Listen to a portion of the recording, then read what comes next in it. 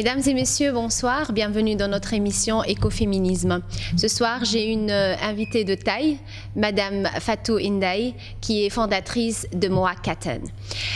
Fatou Ndiaye, bienvenue dans notre émission Écoféminisme. Merci beaucoup Manel de m'avoir invitée ce soir. Je suis très honorée et très heureuse d'être là parmi vous. Merci beaucoup d'avoir répondu favorablement à notre invitation. Le titre de notre émission ce soir, de notre conversation, est l'innovation sociale. Mais avant tout, c'est le projet de Moa Kattan. Avant d'entamer une discussion par rapport au projet, est-ce que tu peux nous donner une petite idée sur Fatou Ndiaye ? Voilà, donc je m'appelle Fatou Ndiaye et je suis la fondatrice de Moa Kattan. Moi, je suis arrivée ici en Belgique en 1999. Je suis belge d'origine sénégalaise et je suis très fière de mon pays d'adoption et très fière aussi de mon pays de naissance, le Sénégal, et l'Afrique tout entier. Et voilà, donc actuellement, je travaille dans une entreprise privée. Et voilà, donc Fatou Ndiaye, voilà, la spontanéité, le dynamisme, et voilà, donc c'est tout, ça englobe tout en fait. Ok, donc Fatou Ndiaye, tu travailles dans le privé, tu es entrepreneuse, tu es active au sein des femmes entrepreneuses ici en Belgique, en Europe, mais aussi en Afrique. Oui. Et tu as commencé ton projet avec comme objectif et de faire un projet qui est vraiment de taille en Afrique et en Europe. Est-ce que tu peux en parler un petit peu, enfin le projet de Moa Kattan? De Moa Kattan. Moa Kattan. Excuse-moi pour la prononciation, mais, oui, mais je sais que j'ai commencé quelques cours de Wolof. De Wolof, hein. Ouais, finalement tu vas finir par parler le Wolof, Manel. D'accord. Il n'y a pas de souci. J'ajoute ça à la liste de mes langues. Voilà, donc voilà, Moa Kattan, en fait, le nom le porte bien. Donc ça a été créé depuis, on va dire, 1 an et demi. Donc Moa Kattan a vraiment englobe l'Afrique. Donc le véritable enjeu de Moa Kattan, c'est vraiment faire en sorte que les femmes et les enfants qui habitent dans des coins mais vraiment défavorisés. Oui, dans des coins vraiment très reculés. Je vais vous donner juste un petit exemple, notre concept de Moa Kattan, parce que souvent on dit il faut commencer de monter les escaliers en bas vers le haut. Mais nous, on a fait un peu l'inverse. On s'est dit, on va... C'est à la Fatou, ça. Voilà, on va commencer vers le haut, parce qu'en fait, quand tu commences vers le bas, tu nettoies, eh bien, tu risques de laisser des traces. Donc on commence. Ça, c'est une philosophie. Voilà, tout à fait. Donc on a commencé vers le haut, et donc vers le haut, on retrouve l'Afrique, qui est quand même un pays le continent africain. Le continent africain, qui est quand même un pays sous-développé. Donc l'exemple type, moi j'ai été au Sénégal. Et j'ai été frappée, c'était incroyable parce que j'ai quand même j'ai des souvenirs quand j'étais petite, me promener dans les plages propres, sans plastique, sans rien. Ouais. Et quand je me suis retournée au Sénégal, je me suis dit waouh, il y a des villages quand même qui n'ont pas encore accès ni à l'électricité ni à l'eau potable. On est quand même en 2017 et pour moi c'était important. C'était important de faire quand même quelque chose dans des endroits reculés de l'Afrique. C'est important. Donc c'est vraiment l'objectif de Moa Kattan, c'est vraiment essayer de mettre en place vraiment de l'énergie solaire, de l'eau potable pour les femmes parce que quand on dit les femmes, on va dire... Ce sont les victimes du réchauffement climatique. Tout à fait, exactement. Les premières victimes, tout surtout. À fait. Parce qu'il faut... Moi, je vais rebondir ce que tu viens de dire. Parce que ici, on a une machine à laver, on ouvre un robinet, on a de l'eau. Mais il faut se mettre à la place d'une femme qui se lève le matin, qui va aller chercher de l'eau pendant des kilomètres. Une jeune fille qui peut pas aller à l'école. Donc, tout ça. Donc, il faut. Donc, ça, c'est vraiment l'objectif de Mawakatan, et c'est de démarrer en phase pilote et d'aider les femmes et les enfants. Et si on aide les femmes et les enfants, les hommes sont dedans aussi. Bien sûr, bien sûr. Donc, j'aime bien rebondir sur tout ce que tu viens de dire par rapport à l'image des plages de Dakar, qui n'est pas vraiment une image exceptionnelle en Afrique, parce qu'on peut trouver la même image partout dans d'autres pays africains, dans le continent, et même en Europe aussi. Donc, le fait de voir des déchets en plastique partout sur la plage, ça t'a motivé à vraiment aller vers des femmes et des enfants pour les aider et essayer de préserver l'environnement. Pourquoi cette initiative spécialement pour l'environnement? Est-ce que parce que tu es dès le début une personne qui est sensible à l'environnement, ou parce que c'est Dakar, c'est ton pays d'origine, c'est une sensibilité par rapport au pays, ou une sensibilité par rapport à la cause humanitaire, en fait? Mais en fait, particulièrement, je suis très sensible à l'environnement, parce que je me dis, quand je vois tout ce qui se passe maintenant dans le monde, dans le réchauffement climatique, je me demande où le monde va, quoi. Donc, je suis quasi sûre que si on ne fait pas attention, on va vraiment vers le mur. Donc, le choc de ces sacs plastiques à Dakar, ça peut aussi être ici, ça peut être aussi en Inde, dans d'autres pays aussi. Et je me suis rappelée, en fait, quand j'étais petite, à l'âge de 5 ans, 6 ans, ma grand-mère faisait leur course au marché avec des calebasses. Donc, en fait, je pense que certains pays, moi je vais pas dire en Afrique ou en Inde ou dans d'autres pays qui ont ces soucis-là, ils ont commencé à introduire des sacs plastiques, mais ils n'ont pas pensé à la continuité. Qu'est-ce qu'on va faire quand on a 3 sacs plastiques, et puis alors après on le jette par terre? Donc c'est ça en fait. C'est ça qui s'est passé, que il y a ces femmes qui faisaient leur shopping, comment dire, leur course au marché avec un seau ou avec une calebasse. Ils l'ont remplacé avec des sacs plastiques. Moi, j'étais quand même étonnée de voir. Par exemple, tu vas chercher 4 condiments ou 4 choses, on te donne 5 sacs de plastique. Donc c'est ça aussi, c'est la manière de vraiment de réfléchir là-dessus. Donc comme tu viens de le dire, ce qui m'a choquée quand j'ai vu ces sacs plastiques débordés partout, c'est de la plage ou même à l'intérieur des habitations. Il faut voir aussi, il y a les sacs plastiques non triés ou des déchets non triés, ça risque de la maladie. Il y a l'eau qui est infiltrée là-dedans aussi, qui n'est pas potable. Donc il n'y a pas vraiment de circuit. Donc moi je me suis dit, Mawakatan, on s'est dit, voilà, donc c'est ça qu'on va mettre sur place, parce que maintenant les adultes, ils ont une façon de faire, mais maintenant on s'est dit, on va agir au niveau des enfants. Les enfants doivent apprendre à trier. Tout à fait. Ils doivent apprendre à se dire, si on jette une bouteille en plastique par terre, ben, qu'est-ce que ça donne?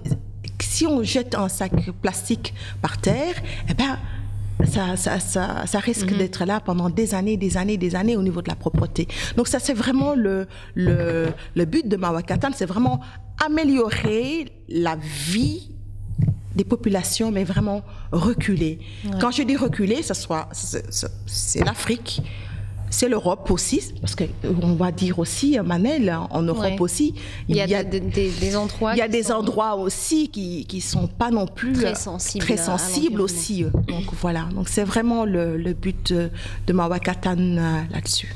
Excellent. Tu viens d'évoquer une question très importante ici, c'est la sensibilisation des enfants et des jeunes par rapport à l'environnement. Et ça, c'est le rôle primordial de l'enseignement et de l'éducation. Donc, on sait bien qu'en Afrique, c'est pas vraiment le cas pour le moment. Donc, il n'y a pas cette sensibilisation. C'est, je veux dire, ces cours liés à la sensibilisation par rapport à l'environnement, ce qu'on appelle climate change course. Et qu'est-ce que tu envisages par rapport à Mawakatan? Est-ce qu'il y aura un jour je veux dire des conférences, des cours de sensibilisation par rapport aux populations reculées, comme tu viens de l'évoquer, par rapport aux enfants, aux écoles, un déplacement dans les écoles ou bien un échange entre les écoles ici en Belgique ou en Europe avec des écoles en Afrique? Mais tout à fait, Manel. Donc, nous, en fait, on a pensé, cette sensibilisation au niveau des enfants, ça veut dire le triage des déchets. Oui. Déjà, de commencer à la base, ça veut dire la maternelle, déjà. Très bien. Donc, c'est là où on veut vraiment, on va dire, entre guillemets, attaquer là-dessus, de leur donner les moyens de trier les déchets et de leur faire comprendre. Donc, au niveau des partenariats, que ce soit la Belgique ou dans un autre pays, que ce soit en Belgique, la France, l'Afrique aussi, parce que l'Afrique, il n'y a pas que le Sénégal, il y a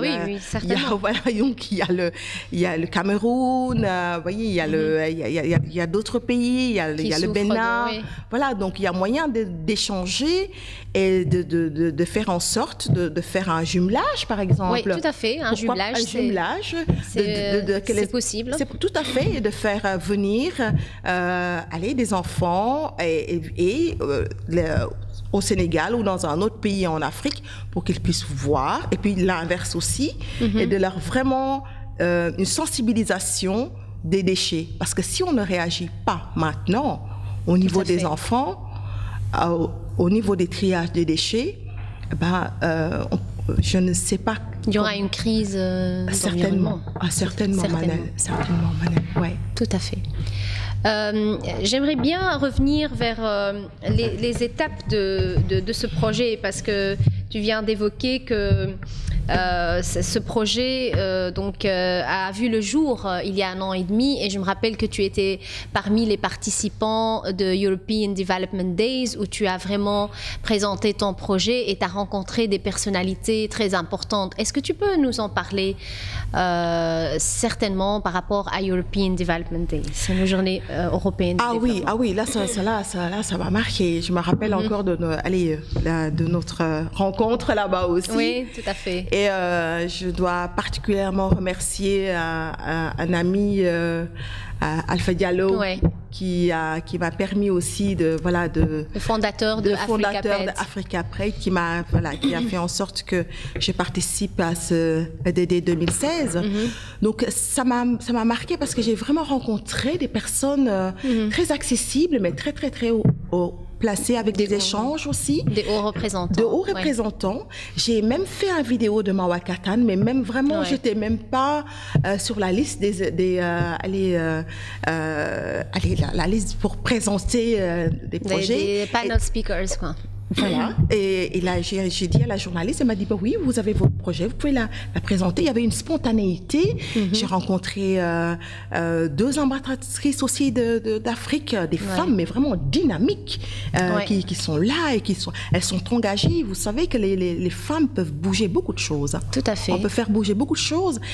Et voilà, donc il y a eu aussi la rencontre avec la reine Mathilde. Sa Majesté, la reine Reine Mathilde. Qui est donc l'ambassadrice du développement durable. Tout à fait. Sustainable Development Goals Ambassador. Tout à fait, Manel. Auprès des Nations Unies. Tout à fait. Donc, elle est très, très, très sensible dans tout ce qui est l'environnement. Et les droits humains. Et les droits humains en Afrique. Donc, c'est vrai que cette rencontre, quand je l'ai vue, c'était, oui, ça m'a marqué. Et ça m'a poussé, ça m'a permis aussi de s'inspirer. De s'inspirer. Des personnalités qui sont engagées. Ah oui, franchement. Tout à fait. Ça m'a. Je trouve que oui, c'est une reine, c'est notre reine en plus. Bien sûr, ouais. Et elle apporte, et je pense qu'elle a beaucoup d'écoute et elle a beaucoup d'impact. Tout à fait. Que ce soit ici en Europe et dans le monde. Je pense qu'on la salue si elle nous voit, si elle nous entend. Ouais. donc franchement.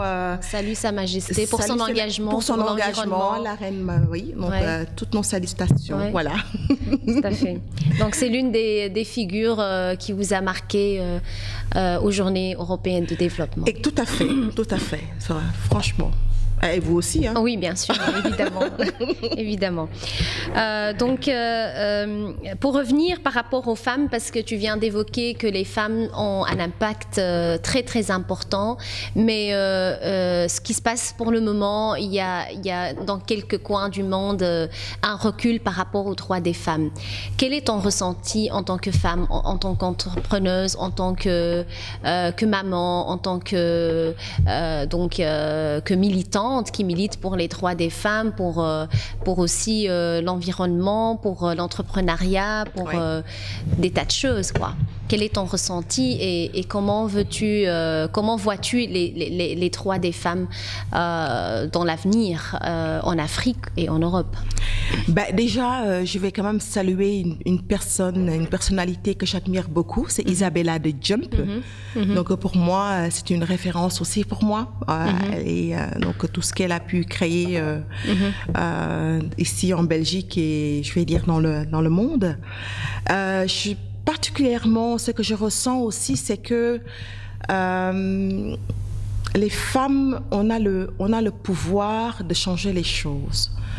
Mais ce qui nous manque, c'est de nous rassembler, en fait. C'est ça qui nous manque. C'est ça qui nous manque.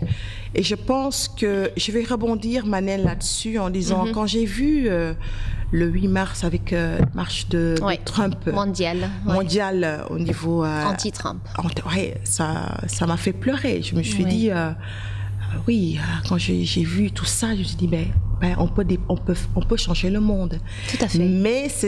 Mais on doit c'est très très très important de s'unir et de s'entraider.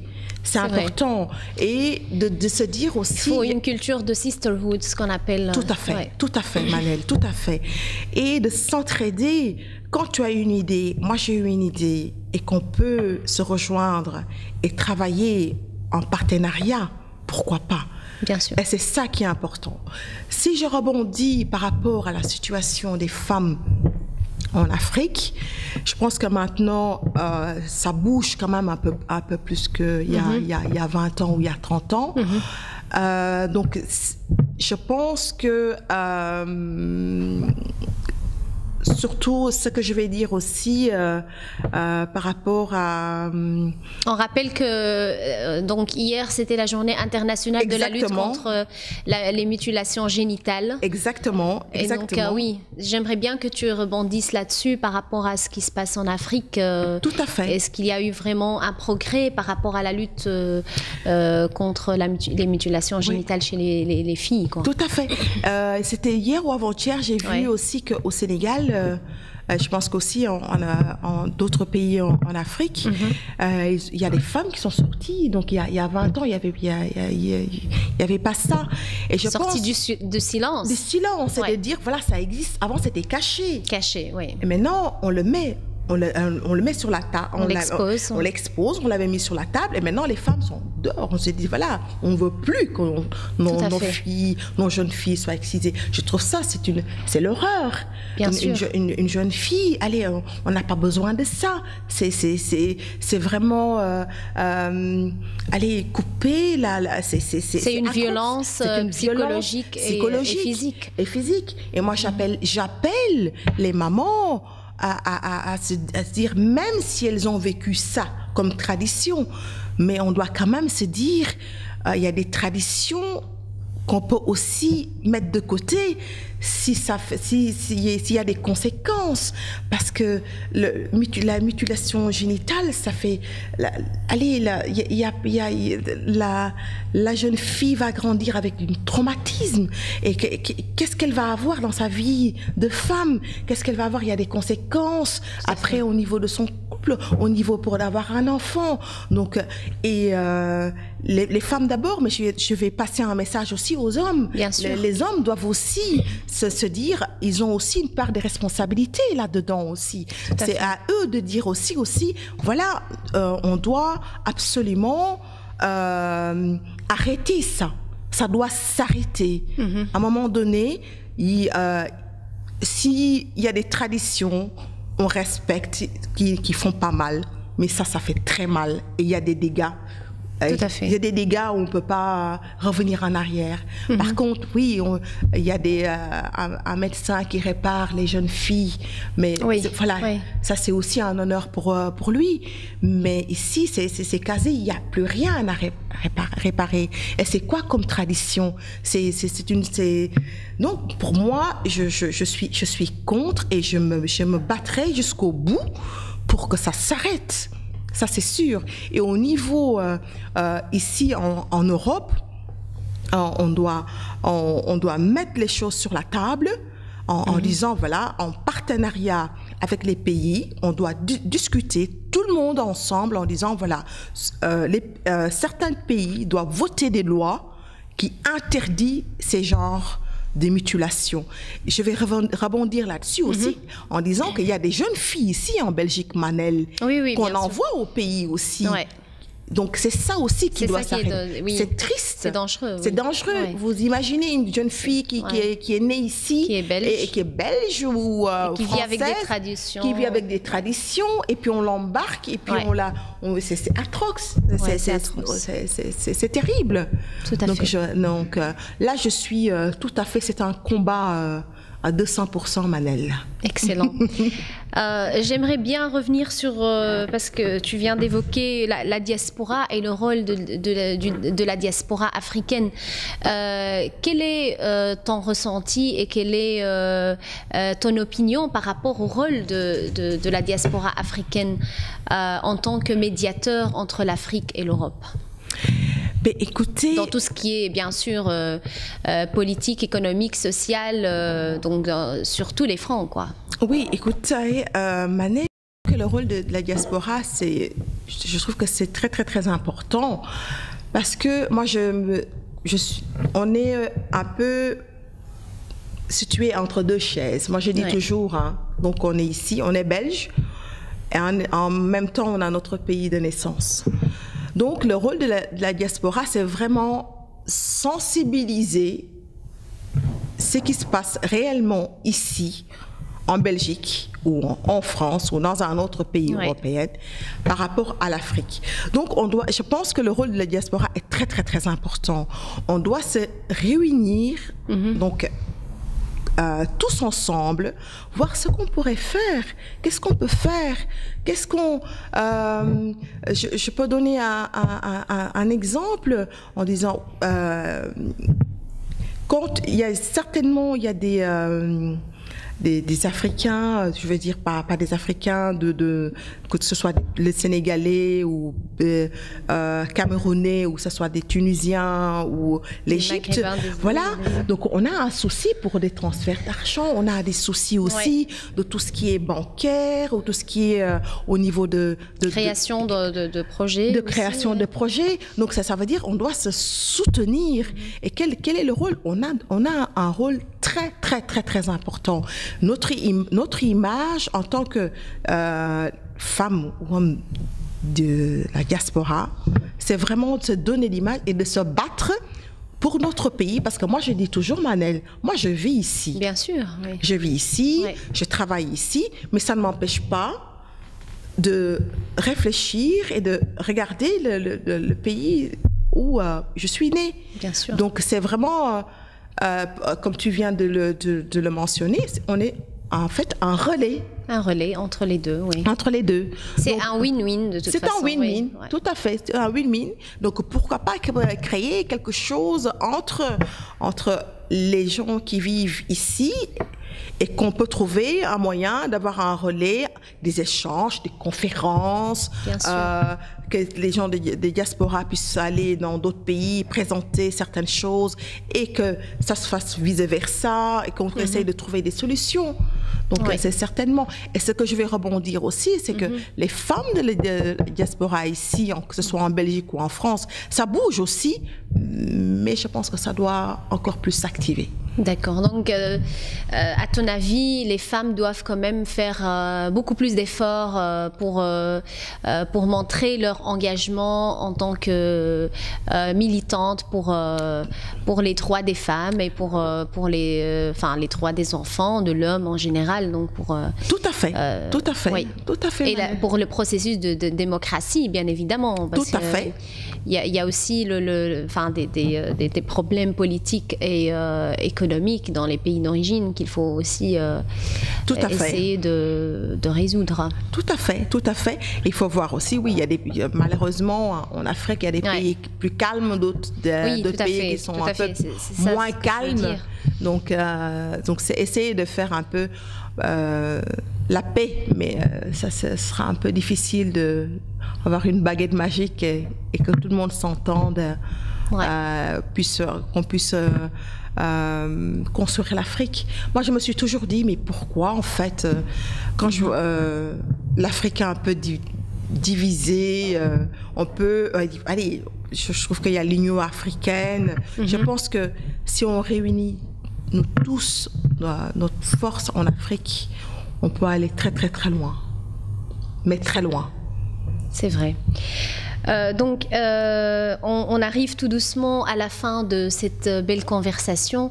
Fatoun Dey, quel est le mot de la fin que tu veux donner aux jeunes femmes, aux jeunes hommes, aux enfants, pour, comme tu dis, pour s'engager en tant que citoyen belge, mais aussi en tant que citoyen originaire du continent africain. Oui.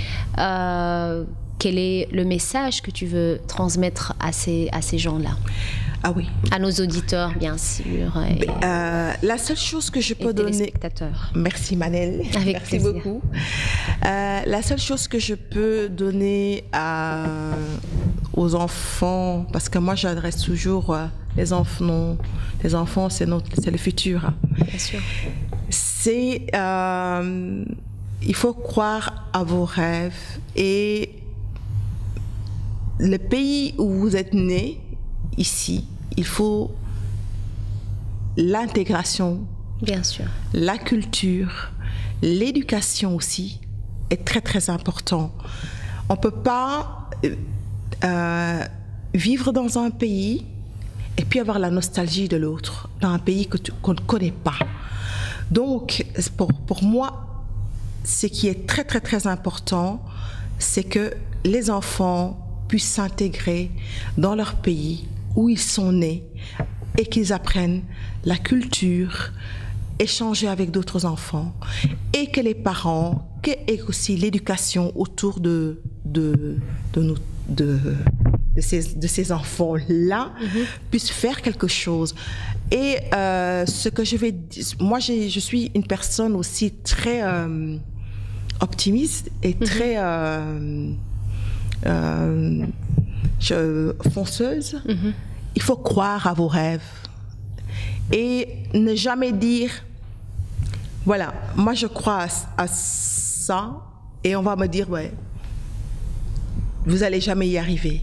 Eh ben non, vous pouvez y arriver. Vous pouvez y arriver. Il faut y croire. Donc, il y a cette intuition qui vous dit, vous l'entendez tout le temps, qui vous murmure à l'oreille, qui vous dit, allez-y.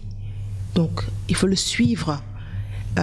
Il faut aller, il faut vraiment essayer de construire quelque chose, essayer de laisser surtout une trace dans le monde où on vit.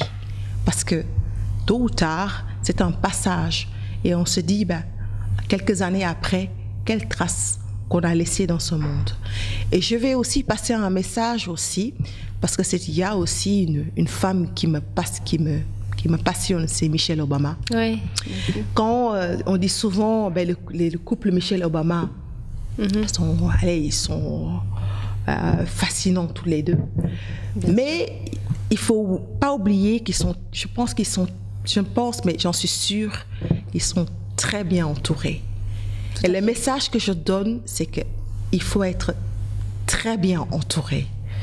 Et aussi de rester naturel, parce que quand on voit la première dame danser, quand on voit la première dame faire du rap, ça inspire. Donc, c'est le message que je peux donner aussi dans le monde, ici en Belgique ou en France, dans le monde politique aussi, c'est d'aller sur le terrain, voir les jeunes et aussi leur montrer aussi que voilà, que le monde politique est là pour eux et je pense que leur confiance va revenir. Et il y a cet écart pour l'instant parce que nos enfants, ils se reconnaissent plus de ce monde où on vit. On se dit, waouh, nous, on est dans notre coin, on nous a mis de côté, on n'arrive pas à avancer. Mais c'est vraiment, je pense qu'on est en train de vraiment de passer dans deux chemins tout à fait opposés. Et j'en suis persuadée que si on arrive à rassembler ces deux chemins, je pense que ce serait merveilleux. Ce serait merveilleux. Excellent. Merci Fatou pour ce beau message. Mesdames et messieurs, on arrive à la fin de cette émission. Je vous remercie pour votre attention. Je remercie également mon invité pour ce beau message. Merci et pour cette invitation et cette ouverture d'esprit et cet échange et cette générosité. Je vous remercie encore une fois et je vous souhaite une bonne soirée et à la semaine prochaine. Merci beaucoup Manel. Avec plaisir.